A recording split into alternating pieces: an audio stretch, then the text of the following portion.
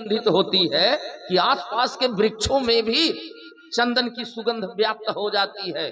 बगल में यदि नीम का पेड़ है 2-4 मीटर 10 मीटर की दूरी पर, तो नीम के पेड़ में भी वैसा ही सुगंध आता है जैसे चंदन की लकड़ी में आता है। तो जब उसकी लकड़ी इतनी सुगंधित है तो उसमें पुष्प लगते तो कितना बढ़िया सुगंध आता। इसीलिए एक संत ने कहा, गंधम सुवर्णे फल भिक्षु दंडई ना कार्य पुष्पम खलु चंदनस्य। क्या किसी ने सोने में सुगंध देखा है? नहीं। किसी ने गन्ने में ईख में फल देखा है? नहीं। किसी ने चंदन के वृक्ष में पुष्प देखा है? नहीं। संत ने कहा, आज मैं बताऊंगा कि सोने में सुगंध भी है। कैसे? बोले, राम जी सोना है, राम जी 24 कैरेट के शुद्ध सोना है। अब आप कहेंगे कैरेट क्या है? ये जो भगवान के 24 अवतार हैं यही 24 कैरेट है महाराज। अब भगवान राम 24 कैरेट के शुद्ध सोना है। अब आप कहेंगे सोना कहाँ लिखा गया भगवान के लिए? अरे भगवान सोना ही नहीं है, भगवान रत्न है, रत्न, परम रत्न, सबसे बड़े रत्न है भगवान, सबसे बड़े धन है भगवान। अच्छा, धन कितने प्रकार का होता है और सबसे बड़ा धन कौन सा होता है? कबीरदास जी से पूछा गया कि आप बताइए सबसे बड़ा धन कौन सा है? तो कबीरदास जी बोले, गो धन, गज धन, बाजी धन और रतन धन खान, जब आवई संतोष धन सब धन धूरी समान। गोस्वामी जी से पूछा गया, आप बताइए सबसे बड़ा धन क्या है? गोस्वामी जी ने कहा, मैं कबीरदास जी की बात से सहमत नहीं हूं। इनकी दृष्टि में सबसे बड़ा धन संतोष धन है, किंतु संतोष यदि हम पाना चाहें तो हमको मिलेगा कहाँ? बनिए की दुकान पर तो मिलेगा नहीं, किराने की दुकान पर तो संतोष मिलेगा नहीं, न कहीं मेडिकल स्टोर में मिलेगा, न बाजार में मिलेगा।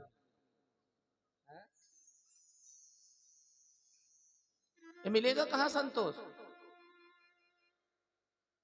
तो पूछा गया, तो आपकी दृष्टि में सबसे बड़ा धन क्या है? गोस्वामी जी ने कहा, भाई देखो, हमें किसी ऐसे वस्तु की खोज है, हमें किसी ऐसे व्यक्ति की खोज है जिसको पाने के बाद संतोष धन हमें ढूंढना ना पड़े, वो अपने आप हमारे जीवन में आ जाए। पूछा गया, ऐसा कौन है कि जिसको पाने के बाद संतोष धन स्वयं आ जाएगा? गोस्वामी जी ने कहा, ऐसे परम रत्न तो राम जी ही हैं महाराज। यदि श्री राम की प्राप्ति है जीवन में तो संतोष ढूंढना नहीं पड़ेगा, संतोष अपने आप जीवन में आ जाएगा। भगवान श्री राम का वनवास हुआ, भरत जी आए, वशिष्ठ जी ने प्रस्ताव रखा। अब सोचो, इतना बड़ा अयोध्या का साम्राज्य भरत जी को मिला, किंतु भरत जी कह रहे हैं कि मुझे संतोष नहीं है। पूछा गया, क्या स्थिति है आपकी? तो भरत जी कहते हैं, अरे यही दुखदा है, के ही दुखदा है? बोले, लखन राम सिय बिनु पग पनहि,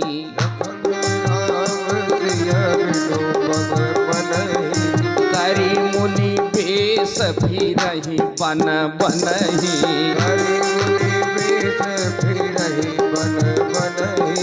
यही दुखदा है दहई दिनु छाती, दुखदा दहई दिनु छाती, भूखन बासर नीदन राती, भूखन बासर नीदन राती, भूखन बासर नीदन राती। भरत जी कह रहे, मेरा हृदय जल रहा है, मेरी छाती जल रही है, दिन में भूख नहीं, रात्रि में नींद नहीं, मेरे प्रभु श्री राम बन बन भटक रहे। किसी ने कहा, अरे छोड़ो ना यार, इतना बड़ा राज्य मिला, इतना धन दौलत मिला, तुम्हें तो संतोष होना चाहिए। भरत जी ने कहा, मुझे संतोष नहीं है। पूछा गया, संतोष कब मिलेगा? बोले, जब तक राघव सरकार को निहारूंगा नहीं तब तक संतोष नहीं मिलेगा। इतना बड़ा अयोध्या का साम्राज्य पा करके भी जिन भरत जी के मन में संतोष की वृत्ति का उदय नहीं हुआ, वही भरत जी जब चित्रकूट में गए राघव सरकार को मनाने, और जैसे ही राघव सरकार को आंखों के समक्ष निहारा भरत जी ने, गोस्वामी जी की मंगलमय लेखनी चली। बोले भारत ही भयऊ परम संतोषु, भरत ही भयऊ परम संतोषु, भरत ही भयऊ परम संतोषु। ये सन्मुख स्वामी विमुख दुख दोषु, सन्मुख स्वामी विमुख दुख दोषु। सबसे बड़े धन है श्री राम, सबसे बड़े रत्न है श्री राम। पूछा गया रत्न तो कहीं न कहीं से प्रकट होता है और किसी न किसी का आभूषण बनता है। राम रूप रत्न कहाँ से प्रकट हुआ और किसका आभूषण बना? गोस्वामी जी ने बहुत स्पष्ट कहा, राम रत्न महम बंदे चित्रकूट पतिम हरिम कौसल्या सूक्ति संभूतम जानकी कंठ भूषणम। कौसल्या रूप सीपी से राम रूप रत्न प्रकट हुआ और जानकी जी के कंठ का आभूषण बन गया। सबसे बड़े रत्न है राम जी, सबसे बड़े धन है राम जी। इसीलिए मीरा जो थी वो कन्हैया की दीवानी थी, कृष्ण दीवानी थी, किंतु मीरा ने भी जब गाया तो यही गाया, क्या? पायो जी मैंने राम रतन धन पायो, पायो जी मैंने राम रतन धन पायो, पायो जी मैंने राम रतन धन पायो, पायो जी मैंने राम रतन धन पायो। किसी ने मीरा जी से पूछा कि अरे तुम तो श्याम दीवानी हो, तुम्हें तो कहना चाहिए पायो जी मैंने श्याम रतन धन पायो, तुमने राम रत्न क्यों स्वीकारा? मीरा ने कहा राम कहने से दुई फायदा। पूछा गया क्या? मीरा ने कहा यदि श्याम रतन कहती तो केवल कन्हैया का दर्शन होता, और जब राम कहती हूँ तो रा से राधा म से माधव दोनों का दर्शन होता है, दोनों का दर्शन एक साथ होता है। राका रात विद्यते राधा मका रात मधुसूदन, रा से राधा म से माधव दोनों का एक साथ दर्शन होता है, इसलिए श्याम रतन नहीं।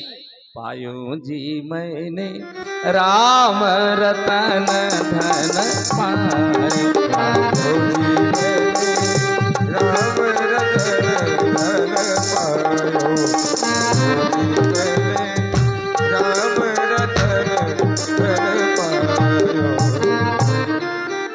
भगवान जब वन में गए, कोल की रात भिल्ल वनवासियों ने सुना कि राम जी आए हैं। सारे वनवासी पत्तों के दोने में कंदमूल फल लेकर के राम जी की तरफ दौड़े। गोस्वामी जी से पूछा गया कि भैया ये लोग कहाँ जा रहे हैं? गोस्वामी जी ने कहा ये लोग लूटने जा रहे हैं। पूछा गया क्या लूटने जा रहे हैं? गोस्वामी जी ने कहा सोना लूटने जा रहे हैं। पूछा गया सोना कौन है?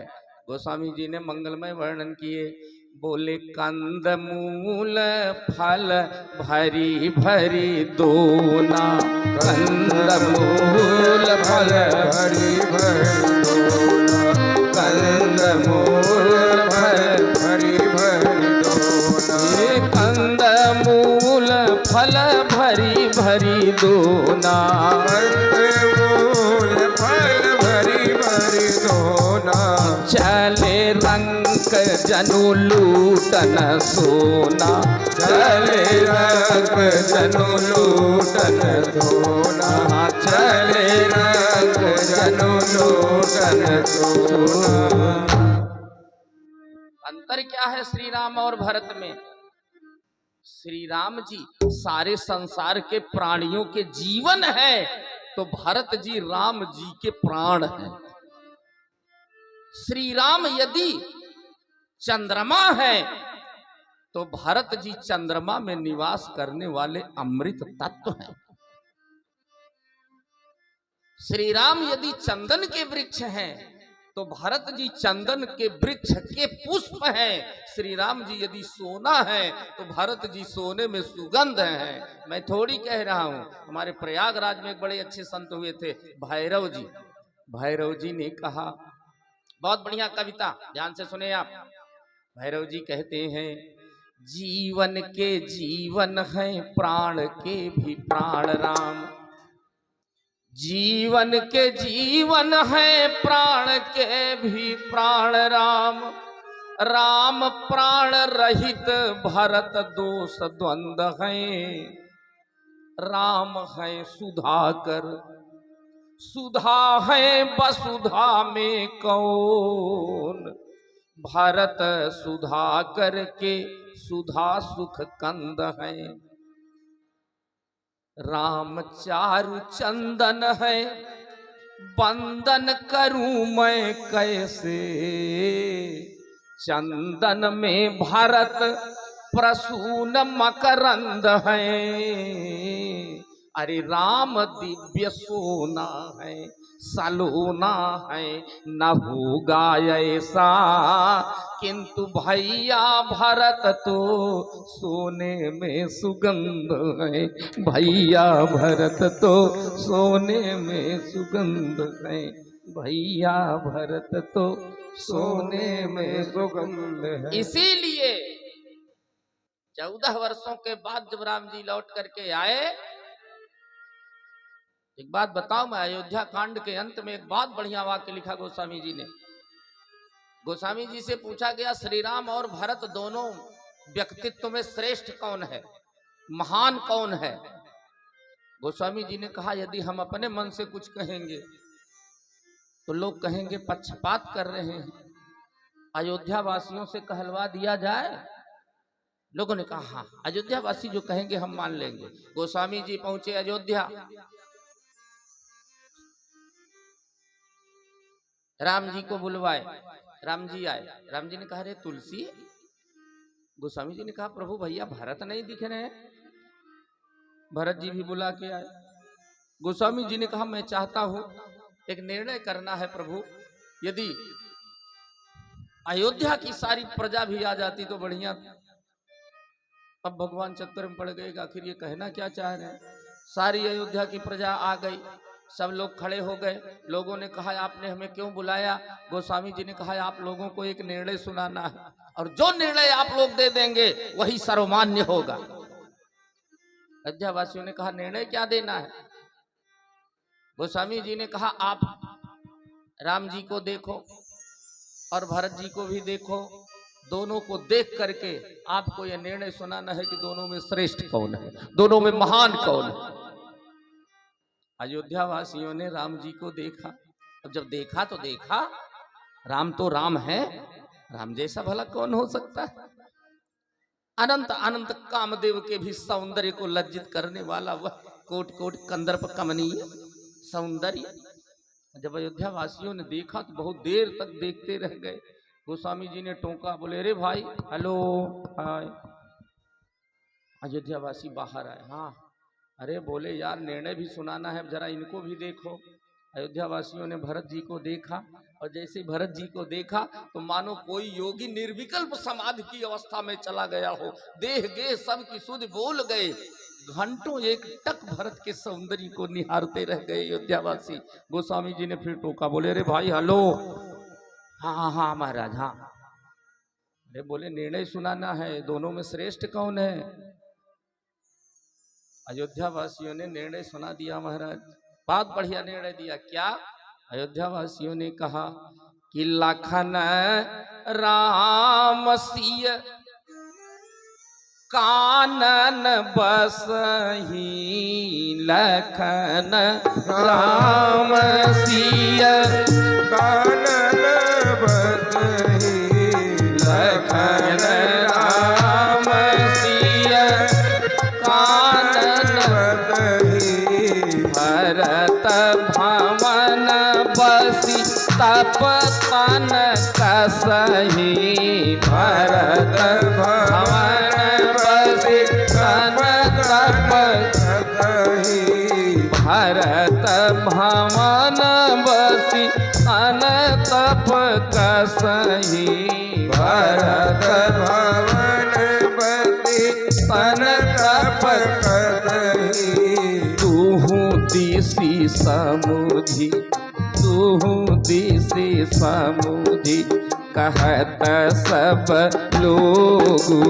तूहू दिसी समुझी कहत सब लोग अरे सब विधि भरत सराहन जोगु सब विधि भरत सराहन जोगु सब विधि भरत सराहन जोगु सब विधि भरत सब विधि भरत सराहन जोगु। क्यों क्यों सब विधि भरत सराहन जोगु? कई कारण हैं इसके। बड़ी तेजी से आगे बढ़ते हैं। देखो भगवत प्रेमियों, दोनों ने युद्ध लड़ा, राम जी भी युद्ध लड़े और भरत जी भी युद्ध लड़े।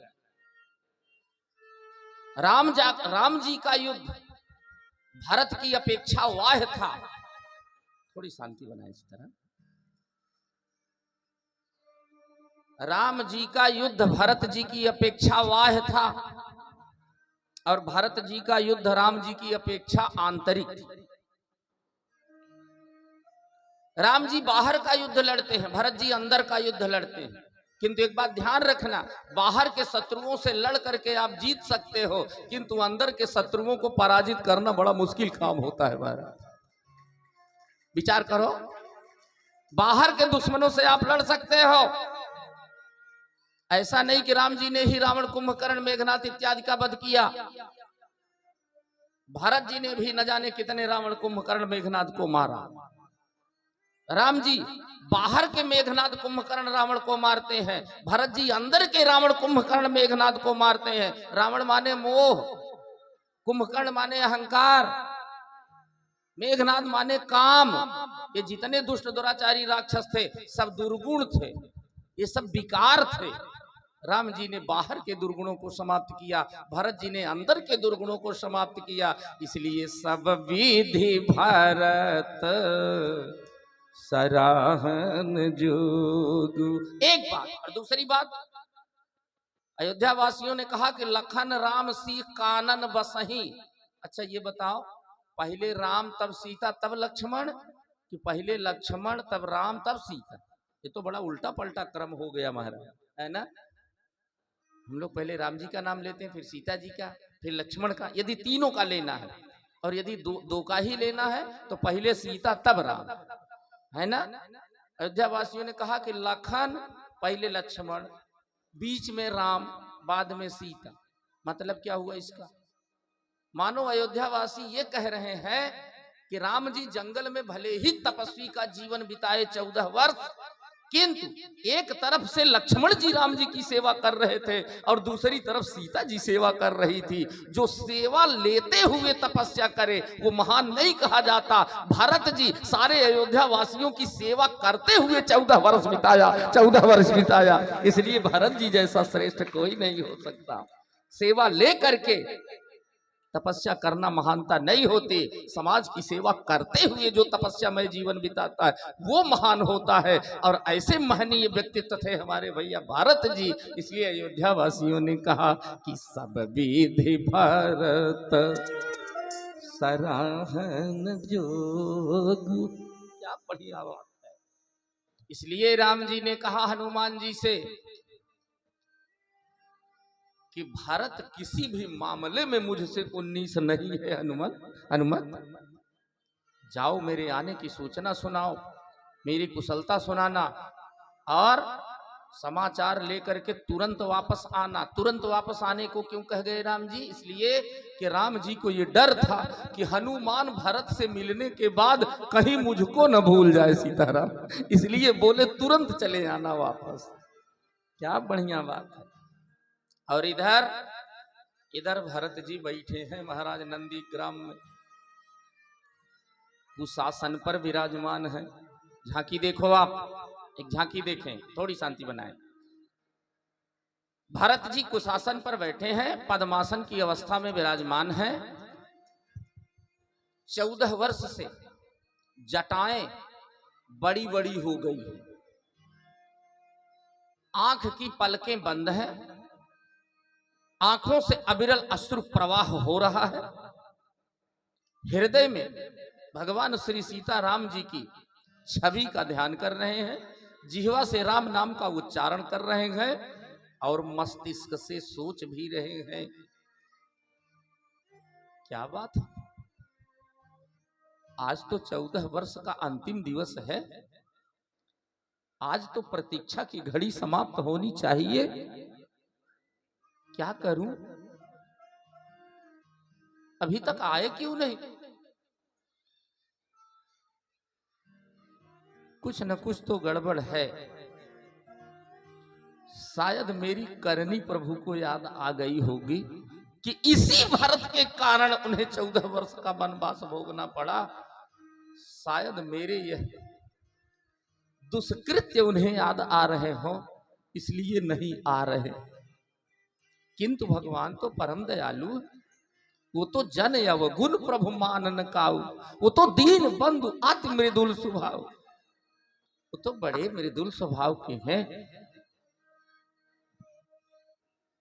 हम डिस्टर्ब हो रहे हैं सीताराम, थोड़ा थोड़ा थोड़ी सी शांति बनाए। बोलो आनंद कंद भगवान की। अब हम वैसा नहीं बोल पा रहे हैं जैसा हम चाह रहे हैं, चलिए कोई बात नहीं, शांति में तो सब लोग कथा कह लेते हैं, हल्ला गुल्ला में भी कभी कभी कथा कर लेनी चाहिए। आइए, भरत जी के मन और बुद्धि में झगड़ा हो रहा, मन कुछ कह रहा है, बुद्धि कुछ कह रही है।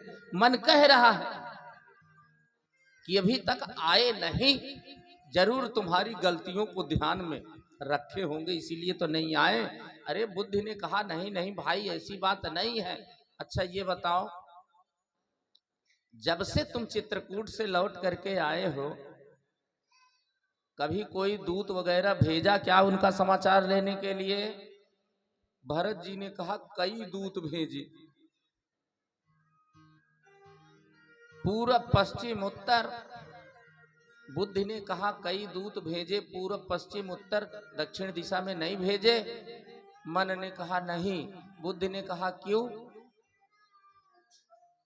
भरत जी ने कहा अब भेजने चल रहा हूं।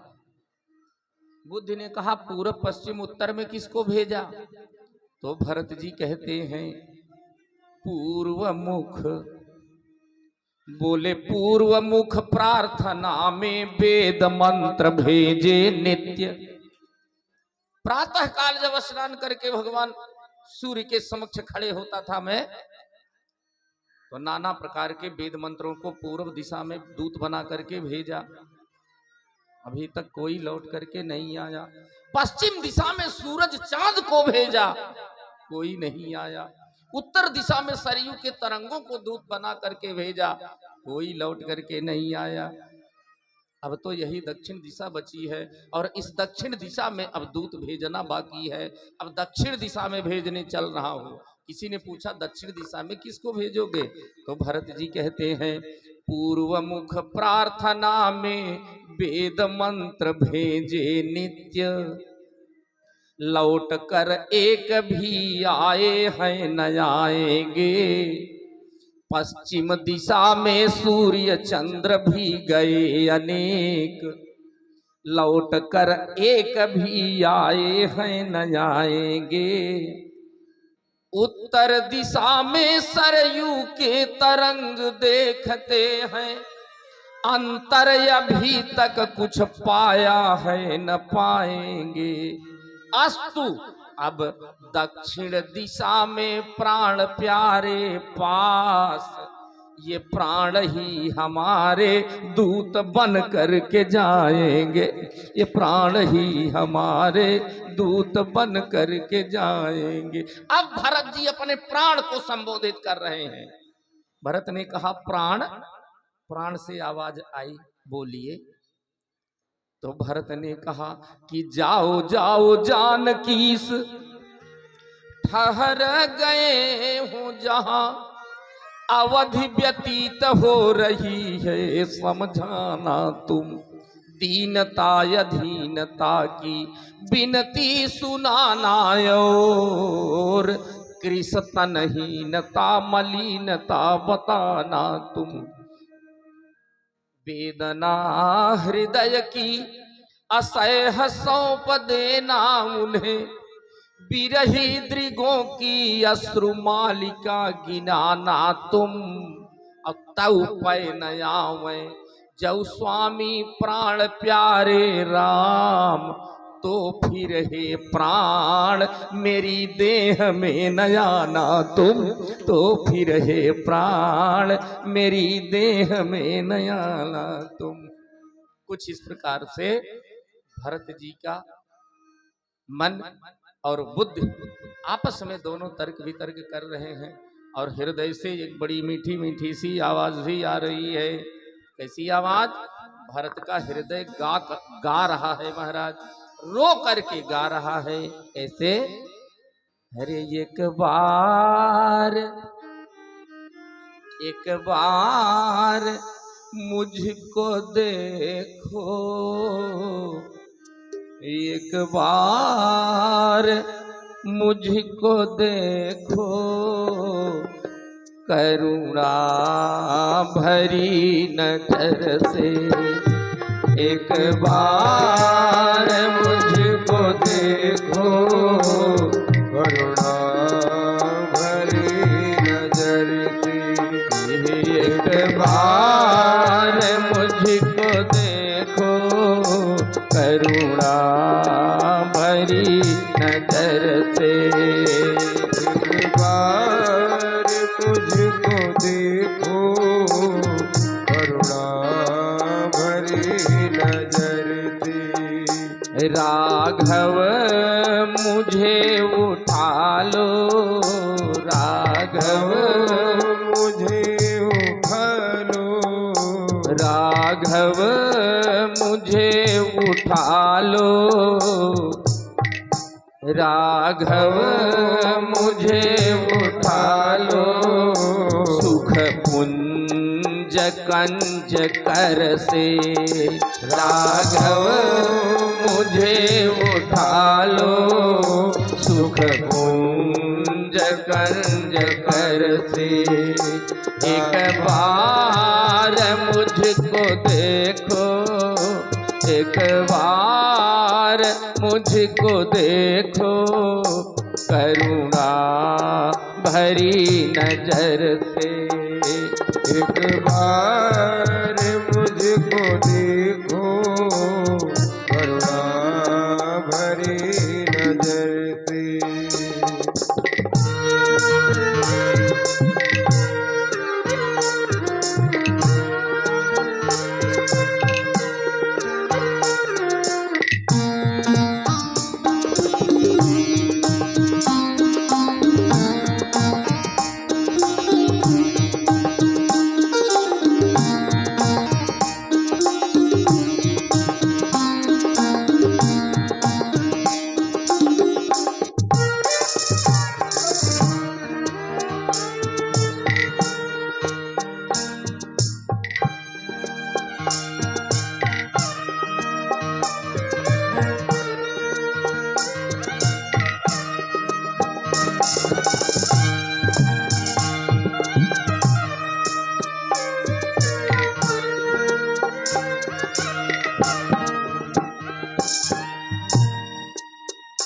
सदियों से भटकता हूँ इस घोर भव विपिन में, सदियों से भटकता हूँ इस घोर भव विपिन में, सदियों से भटकता हूँ इस घोर भव विपिन में।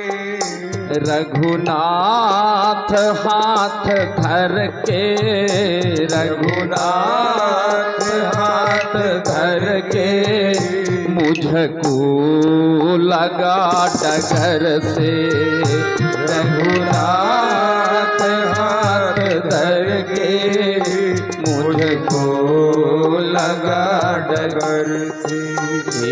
एक बार मुझको देखो करुणा भरी नजर से।